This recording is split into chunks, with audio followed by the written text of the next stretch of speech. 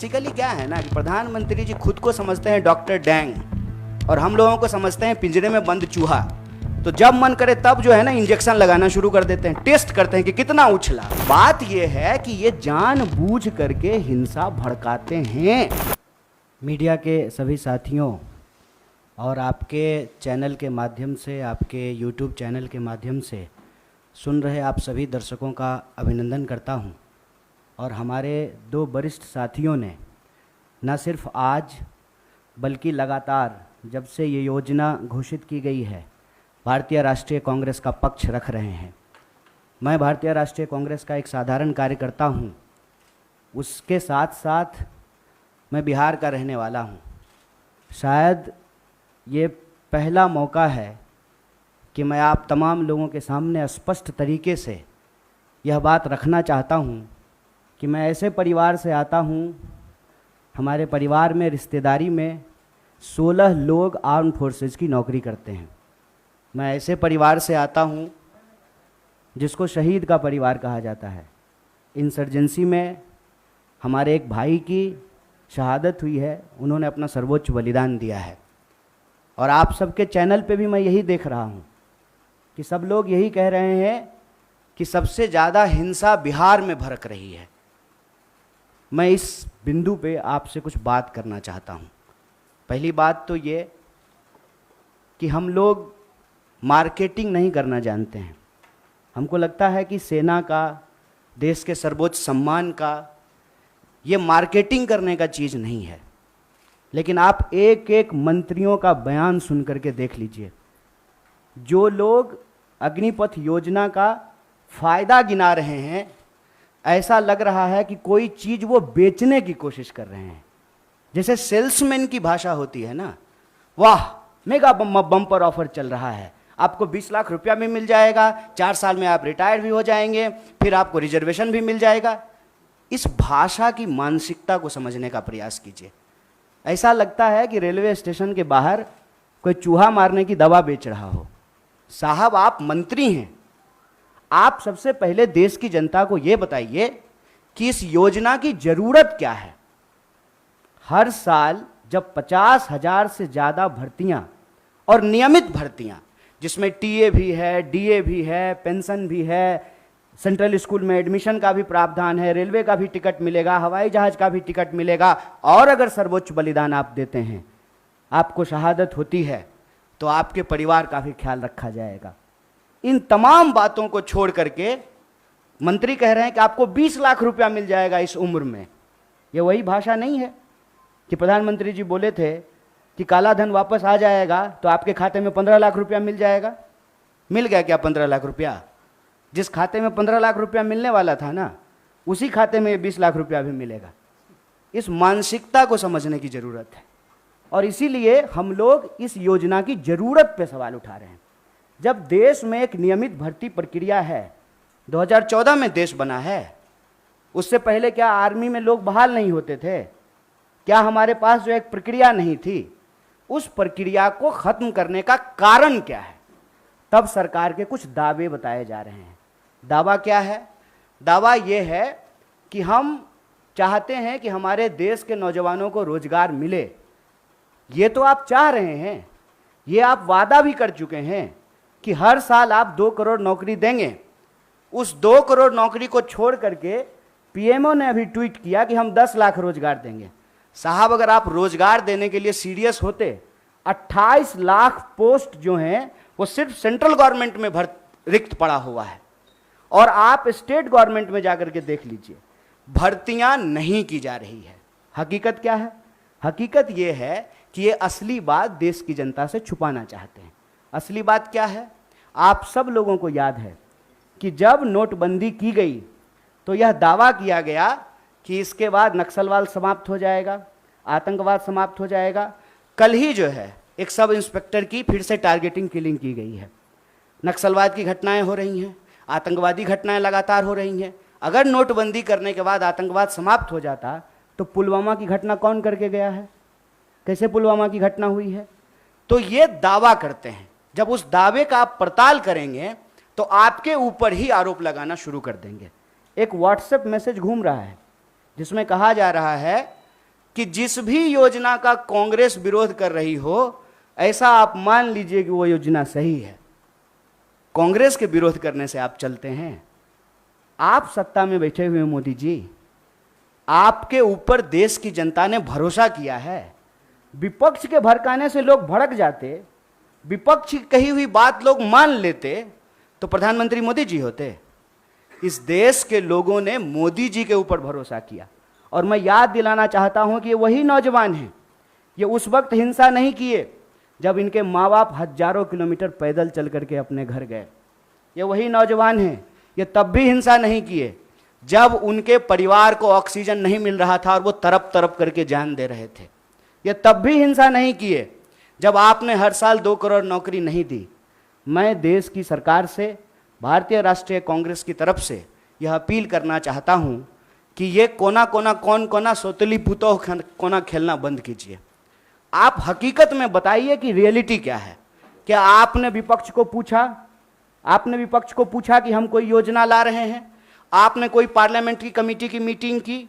या आपने नौजवानों को पूछा कि हम आपका भलाई करना चाहते हैं किसानों की तरह, और नौजवान कहते हैं कि हमको ये भलाई नहीं चाहिए? इस मनोदशा को समझिए साहब। हम ऐसे गांव से आते हैं, ऐसे इलाके से आते हैं, कोई ऐसा साल नहीं गुजरता है साहब कि हमारे इलाके में कोई शहादत ना हुई हो।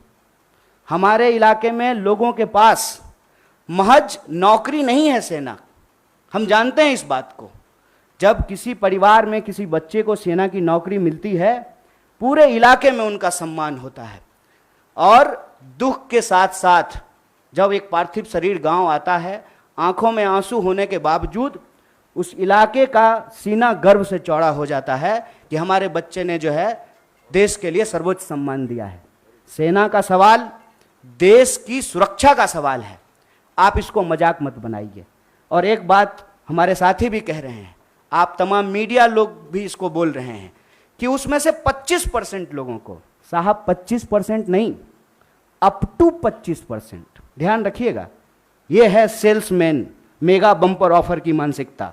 अप टू 25% क्या होता है? मतलब 25% की भी गारंटी नहीं है।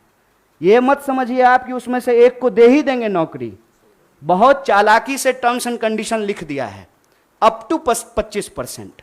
और इसमें यह कितना गंभीर है, इस गंभीरता का आप अंदाजा लगाइए कि अभी आए हुए 3 दिन हुए हैं घोषणा किए हुए, 2 मेजर अमेंडमेंट हो चुका है, और जो फायदा गिनाए जा रहे हैं वो फायदा तो पहले से है।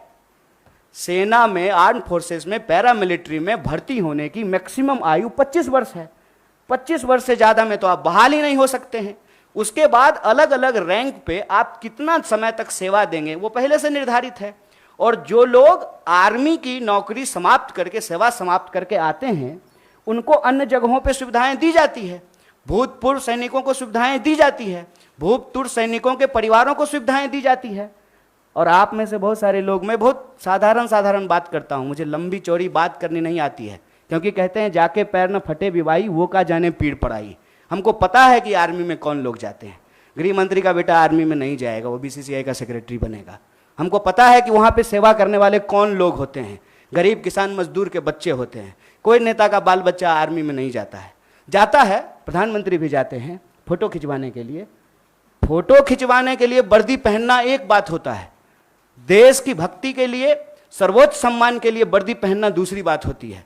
दीपावली में जाकर के मिठाई बांट देंगे, उसके बाद आकर के अग्निपथ योजना ला करके देश की जवानों का दिवाला निकाल देंगे। अग्निपथ योजना इस देश के नौजवानों को अग्नि में झोंकने की योजना है। इस योजना को सरकार को तुरंत वापस लेना चाहिए। और ये जो लॉलीपॉप वाली भाषा है ना, इस लॉलीपॉप की भाषाओं को बंद करना चाहिए। और जहां तक बिहार में हिंसा का सवाल है, सीधा सा एक कारण समझ लीजिए, ये नौजवान ना किसी के द्वारा लाए गए हैं, ना किसी के द्वारा बुलाए गए हैं। आप तमाम प्रबुद्ध पत्रकार यहां बैठे हुए हैं, कोई ऑर्गेनाइज्ड आंदोलन होता है, उसका स्वरूप अलग होता है। हम लोग 3 दिन से नहीं डिटेन हो रहे हैं यहाँ पे, हमारा ऑफिस छावनी नहीं बना हुआ है। हम लोग आते हैं, पुलिस पकड़ करके हमको ले जाती है, कोई हिंसा नहीं होती है, कुछ भी नहीं होता है। उसमें हिंसा क्यों हुआ है? क्योंकि वहां नौजवानों का सब्र जो है, पानी सर से ऊपर चला गया है। और एक बात और जान लीजिए, जो हमारा बेरोजगारी दर है देश का, बिहार का बेरोजगारी दर डबल है साहब। जहां के मजदूर, बिहार का मजदूर जाता है ना हरियाणा और पंजाब में धान काटने के लिए, बिहार के ही लोग आते हैं ना दिल्ली में काम करने के लिए, बिहार के ही लोग जाते हैं ना महाराष्ट्र में काम करने के लिए। जहां एम्प्लॉयमेंट नहीं है वहां के लोग ऑलरेडी विस्थापित होते हैं।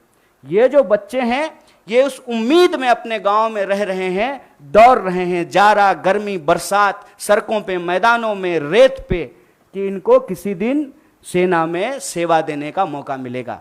ये मौका इनसे जब छीना जा रहा है तो इनका सब्र टूट गया है। लेकिन मैं इन तमाम नौजवानों से भी एक अपील करना चाहता हूं, दोस्त, हम किसान के बच्चे हैं और हमारे माँ बाप ने इस सरकार को झुकाया है, इस सरकार को बताया है कि ये देश गांधी का देश है और गांधी के देश में सत्य और अहिंसा से ही कोई लड़ाई जीती जा सकती है। इसीलिए भारतीय राष्ट्रीय कांग्रेस की तरफ से इस आंदोलन का पूर्णतः समर्थन करते हुए सरकार से यह अपील करते हैं कि इसको वापस लीजिए और नौजवानों से अपील करते हैं कि देश की संपत्ति को मत जलाइए, मत जलाइए, क्योंकि कल को आपको वही संपत्ति इसी प्रधानमंत्री से बचाना भी है। क्योंकि देश की संपत्ति ये दोस्त को बेचने वाले हैं, ये हमारे आपके टैक्स के पैसे की संपत्ति है। इसकी रक्षा कीजिए, सत्य और अहिंसा के रास्ते पे चलिए।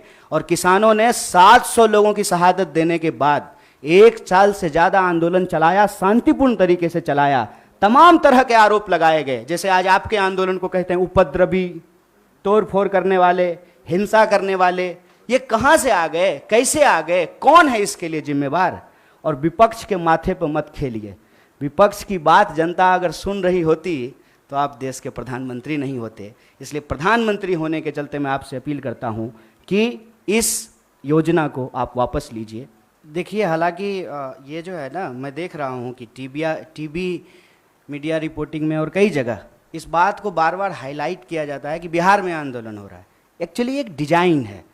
किसान आंदोलन के दौरान भी आपने देखा होगा कि नहीं कुछ मुट्ठी भर किसान हैं वो हरियाणा और पंजाब के। अगर मुट्ठी भर थे तो वापस क्यों लिया? और अगर सिर्फ बिहार का मसला है तो नागपुर से लोग जो है पैदल क्यों आ रहे हैं दिल्ली की तरफ? तेलंगाना में घटना हुई, झारखंड में हुआ, राजस्थान में हुआ। तो ये एक देशव्यापी सवाल है। ऐसा नहीं है कि किसी एक राज्य से ही लोग सेना में भर्ती होते हैं, हर राज्य से होते हैं।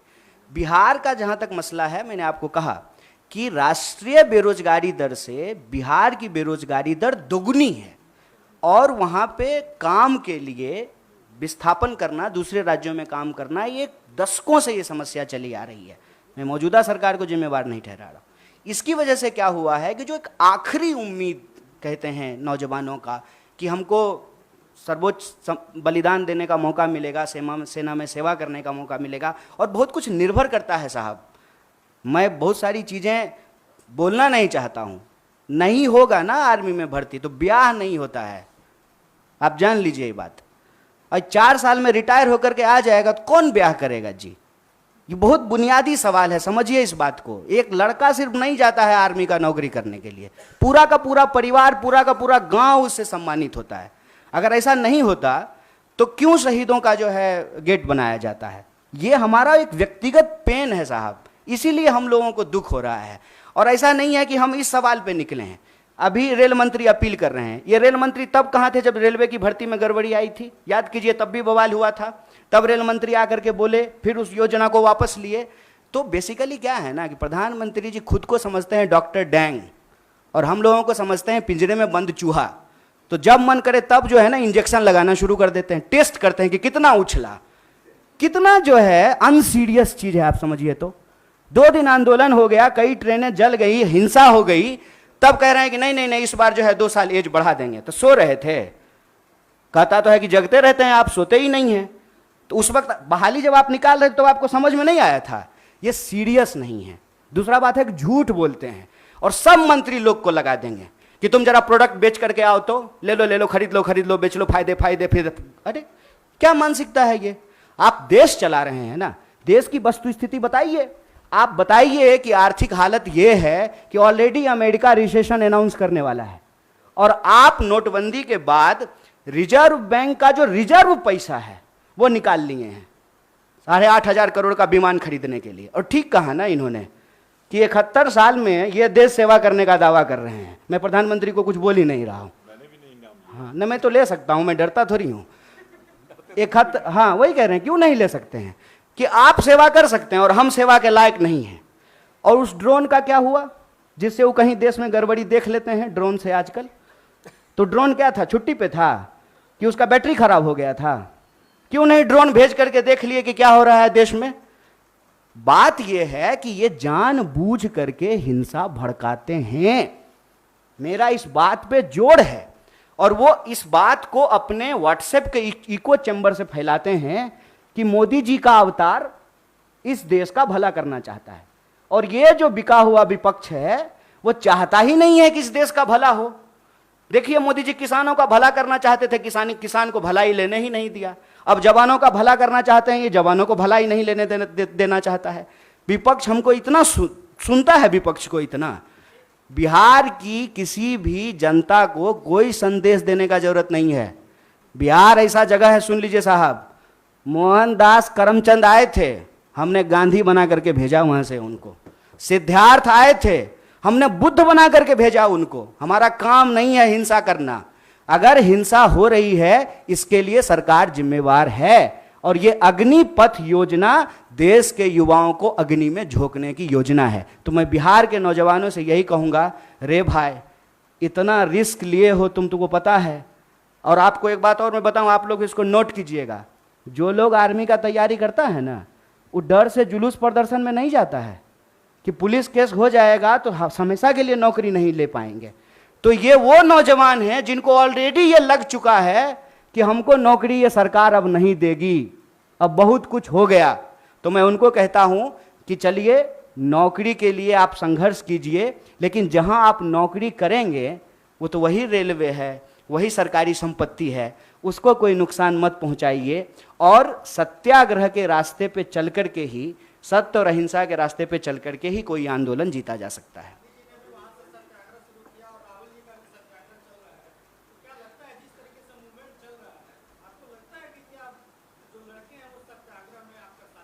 देखिए हम ज्योतिषी तो नहीं हैं और ये किसी को नहीं लग रहा था कि किसान आंदोलन के बाद जो है कृषि बिल वापस होगा।